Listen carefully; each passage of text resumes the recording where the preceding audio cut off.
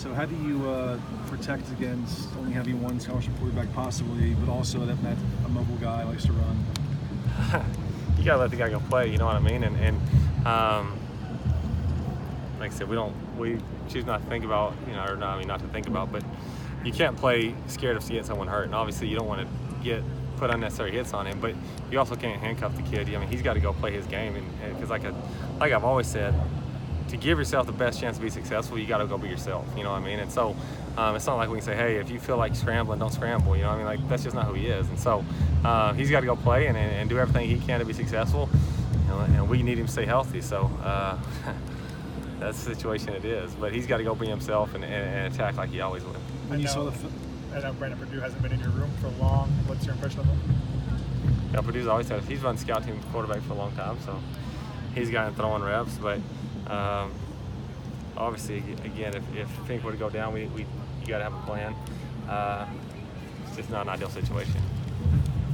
How extensive is the package that Perdue can run? Probably not really extensive. Like I said, we'll figure it out.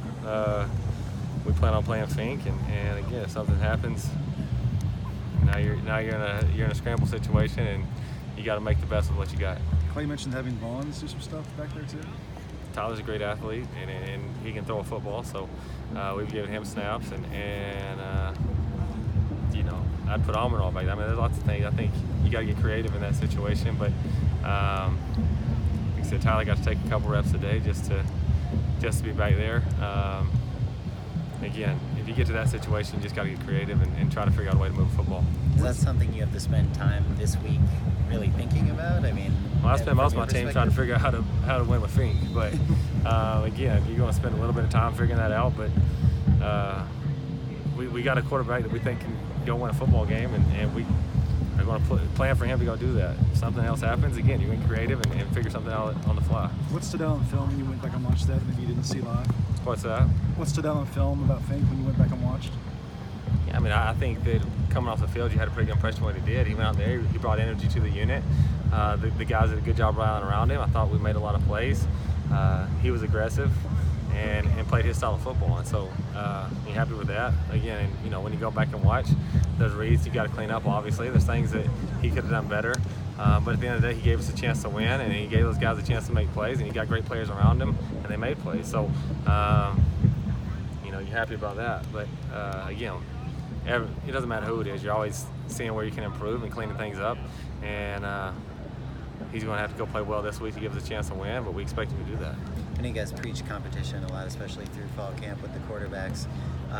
Heading into this week, is the message to Matt that he does have a chance to prove that he could be the starting quarterback going forward, or do you proceed thinking that when Keaton comes back, he will be the starter?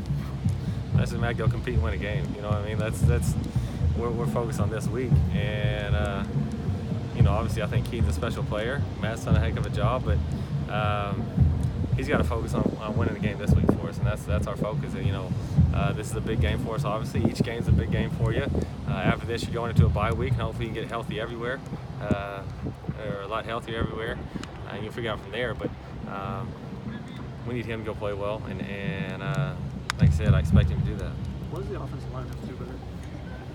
I think up front, if you look at a lot of the negative runs last week, it was just miscommunication. And so communication is obviously something we preach to them all the time. Going on the road, communication is even bigger, probably a bigger deal because you're going to be in a loud environment. So communication is vital.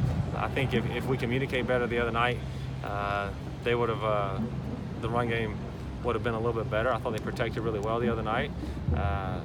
But at the end of the day, we got the ball back with, 4 minutes left, and they did a heck of a job. And if they can play with that mentality the entire game, you got something special. And so that's the message. Just go out there, know that teams are going to try to make us run at times, especially with the monsters we have outside or a receiver. There's going to be days where they're going to try to force you to run the football, and if they do, you got to have the same mentality we had in that 4-minute drill that we're going to cram it. We're going to move the football if that's what you're going to do. Like I said, I think that's a good unit. They did a nice job, down the stretch right there to win the game for us. And again, we just have to have that mentality for the whole game. What have you seen Michael Pittman do especially well these last couple weeks, and especially this past Friday? Pitt's he's good. You know, he's big, he's strong, he's physical. He catches the ball well, he runs fast. That's what you look for in a receiver. So, I mean, he does it all well. There's not, you know, I don't think he's done anything different. Well, really, game one, I think if you go watch, and it shocked me because he's a senior, but he kind of, when the lights came on, he got in detail with some of the stuff that you hadn't seen all spring. Since then, I think he's been much more detailed in his route running. He's been exactly where he's supposed to be. And when he does that, like I said, all the physical attributes are there. And he has nights like he had the other night. Yeah, I mean, that was a heck of a performance by him. There's times where, like I said, it may not have been the best decision other than the fact that it was Pittman. You know, I mean, if you're throwing it up, if it's at North Texas last year, I would have said it was a terrible decision. But because we got Michael Pittman out there, it's like, good throw play, I guess. You know what I mean? And so, like I said, he makes you right even when you're not right sometimes. And so we're fortunate to have him, and we're fortunate to have a slew of guys that can do that for us. You know, I think Almonroy can do it. Pittman can do it. TV can do it, and then we got guys behind them as well. You know, Drake and Manir and those guys.